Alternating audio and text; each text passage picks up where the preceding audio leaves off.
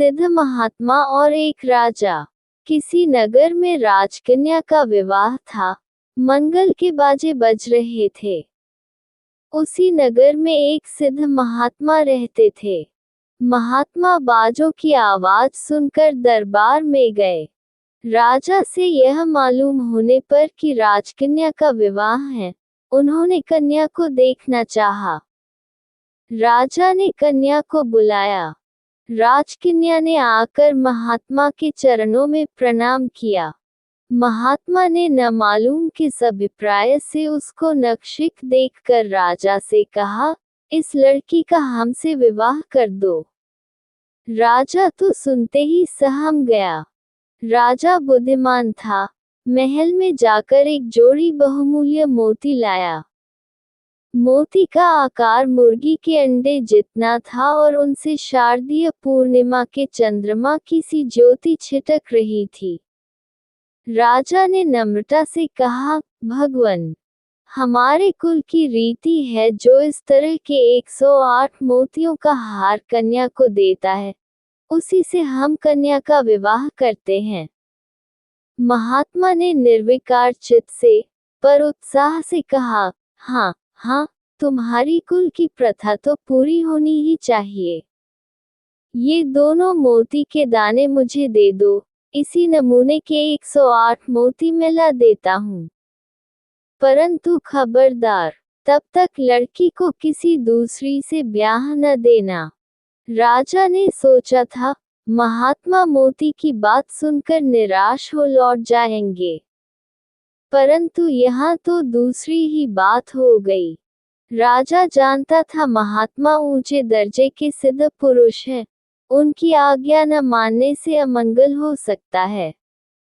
अतएव राजा ने दोनों मोती उनको दे दिए और कहा, भगवन, आगे लग्न नहीं है, आप जल्दी लौटिएगा।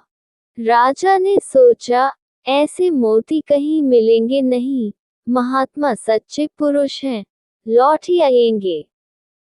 तब लड़की का विवाह निर्दिष्ट राजकुमार के साथ कर दिया जाएगा। राजा ने विवाह स्थगित कर दिया। महात्मा मोती के दाने झोली में डालकर चल दिए।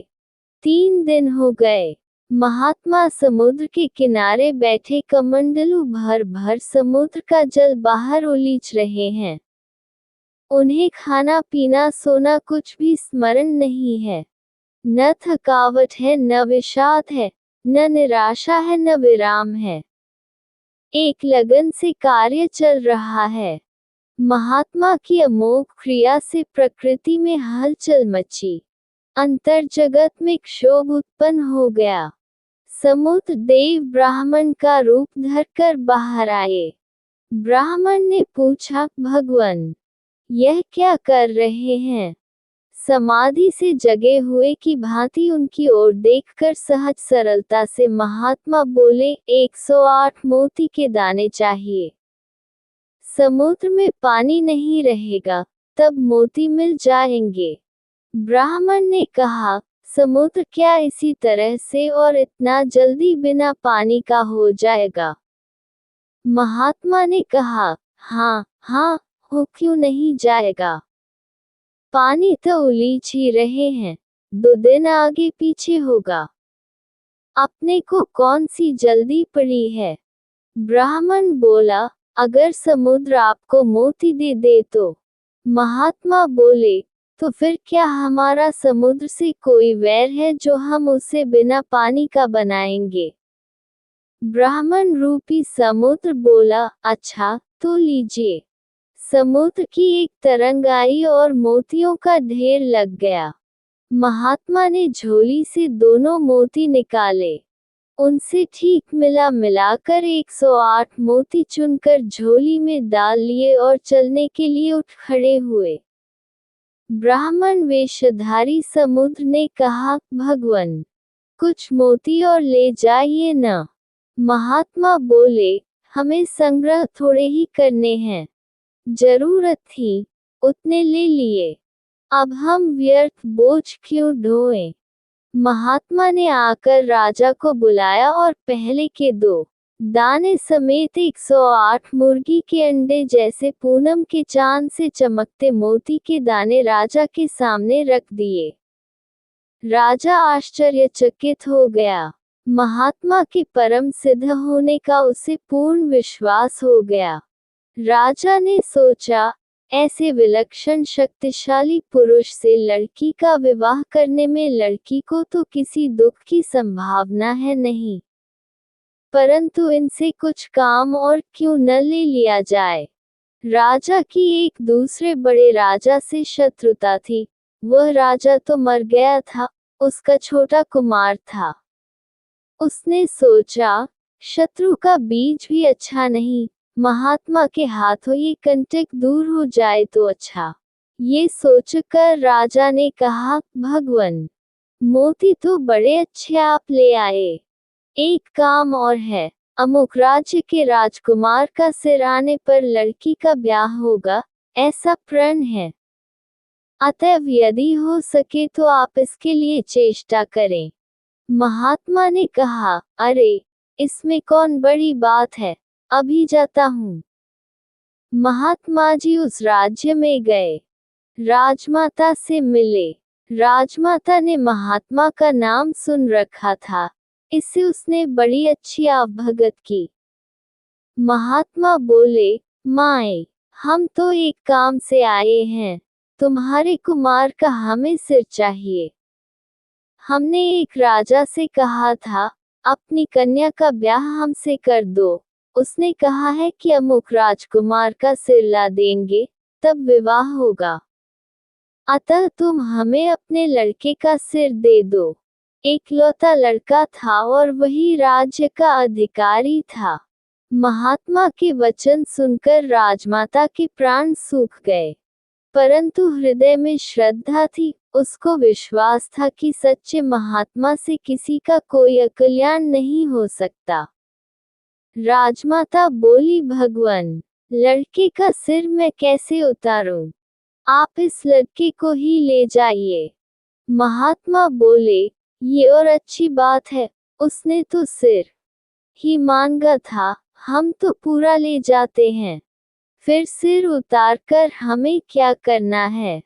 राजमाता बोली, भगवान, इसे मैं आपके हाथों में सौंप रही हूँ।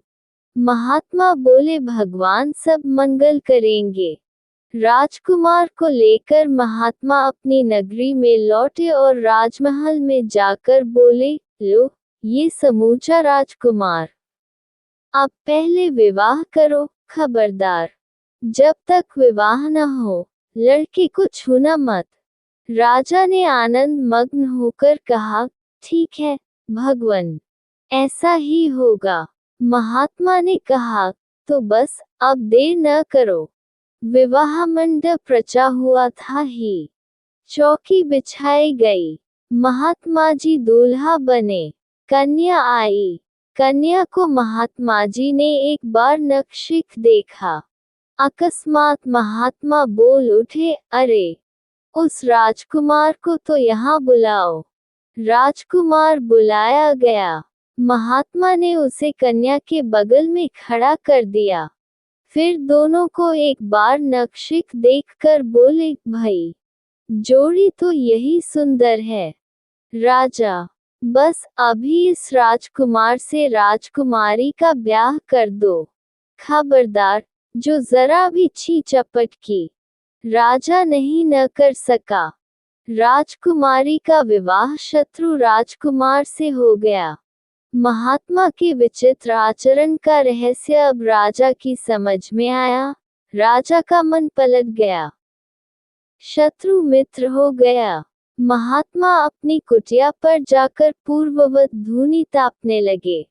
इस कहानी से यह मालूम हो गया कि संत पुरुष की क्रियाएं किसी अज्ञात उद्देश्य से बड़ी विलक्षण हुआ करती हैं। उनकी क्रियाओं से उनकी स्थिति का पता लगाना बहुत ही कठिन होता है। तथापि आजकल के जमाने में जहां लोग नाना प्रकार से ठगे जा रहे हैं, विशेष सावधानी रखना ही उत्तम है। श्रद्धा और सेवा करके सत्संग करना चाहिए और जिन संत पुरुष के संग से अपने में दैवी संपदा की वृद्धि, भगवान की ओर चित्तवृत्तियों का प्रवाह, शांति और आनंद की वृद्धि प्रतीत हो, उन्हीं को संत मानकर उनसे विशेष लाभ उठाना चाहिए। अपनी बुद्धि जिनको संत स्वीकार न करे, उनकी निंदा तो नहीं करनी चाहिए, परंतु अपना उनसे कोई गुरु शिष्य का संबंध नहीं रखना चाहिए। निंदा तो इसलिए नहीं कि प्रथम तो किसी की भी निंदा करना ही बहुत बुरा है, दूसरे, हम संत का बाहरी आचरण से निर्णय भी नहीं कर सकते। गुरु शिष्य का संबंध इसलिए नहीं बनाना चाहिए क्योंकि श्रद्धारहित और दोष बुद्धि युक्त संबंध से कोई लाभ नहीं होता। जय जय श्री राधे।